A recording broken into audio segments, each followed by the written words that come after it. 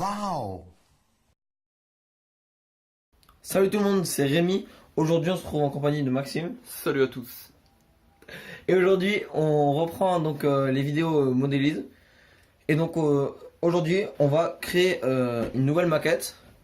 Donc celle-ci elle sera pas comme l'ancienne, celle que vous avez pu voir dans les vidéos. Elle sera en plusieurs modules. Au total il y aura 12 mètres. Non, 6 mètres de modules. Donc voilà, 4 modules. 4 modules. Donc déjà là on est sur le premier module. Il y en a déjà 2 de créés. Et on a déjà fait les tracés pour savoir où tout va se placer. Il y aura 2 voies, donc une en HO et une en N. Donc on va vous montrer ça plus précisément. Je vous laisse avec Maxime. Donc là, on a la voie à chaud qui passe là. Là, je vais avoir une petite barrière. Donc une clôture pour séparer les 2 voies. Et là, je vais avoir une voie en N. Donc il va continuer jusqu'au deuxième module. Après, entre les 2 modules, il y aura un viaduc en courbe. Je vais fabriquer en polystyrène, peut-être, je sais pas, je verrai. Et là, j'ai la voie en N, le garage, la plaque tournante. Et l'entrepôt et des aiguillages pour ranger 3 locomotives. Donc là on a tout ce qui est parking et un début de route. Donc là on a le petit parking pour le train touristique là, avec la voie en N. Donc là toujours ma barrière qui suit. Donc là après j'ai la voie d'entrée, donc je vais faire avec de la peinture grise pour faire le goudron. Un petit gris sombre. Et là je vais avoir une impasse avec peut-être une maison, on verra. On se retrouve sous la maquette, donc celle dessous. Donc on va faire une technique dessous, c'est-à-dire que de une extrémité à l'autre, on va tendre un fil de cuivre, 2 plutôt, donc la phase et le neutre, dénudé. Du coup, on pourra raccorder donc le jus aux voies en fonction de où on veut le mettre. Pour séparer, pareil, entre la voie et le fil qui est ici, on pourra mettre un interrupteur. Enfin, vous verrez ça.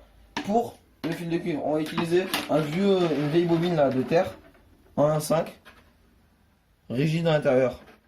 On se retrouve sur le deuxième module. Donc là, c'est la continuité de l'autre.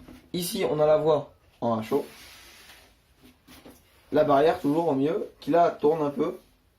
Et la voie donc du train touristique en N, qui tourne à gauche et qui va vers le viaduc. Ici, on aura une petite voie. Donc là, vous avez la voie en HO. Et là, vous avez une petite voie qui tourne, une voie de stockage, pour changer de sens le train en fonction de où sont les wagons. Voilà.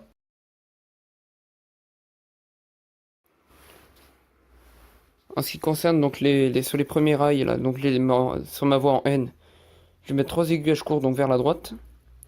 Du coup, je vais aller voir sur un site où j'ai déjà commandé, donc c'est l'atelier du train.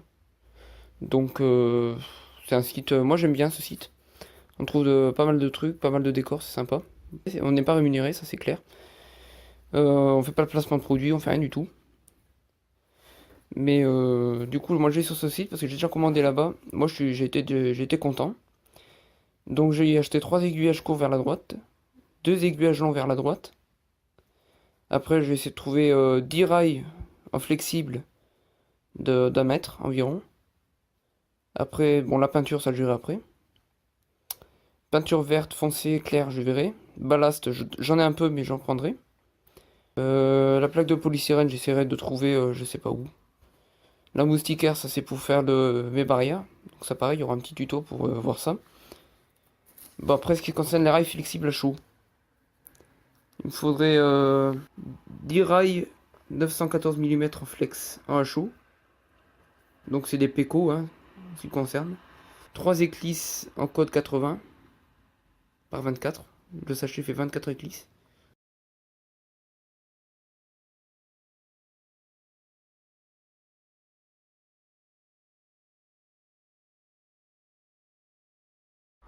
Donc c'est tout pour cette vidéo. C'était pour plutôt vous présenter notre futur projet. Donc là pour l'instant on a que 2 modules, mais on va déjà finir ces 2 modules je pense, et après on passera sur autre chose. Voilà, donc c'est bon, et ciao tout le monde. Allez, salut!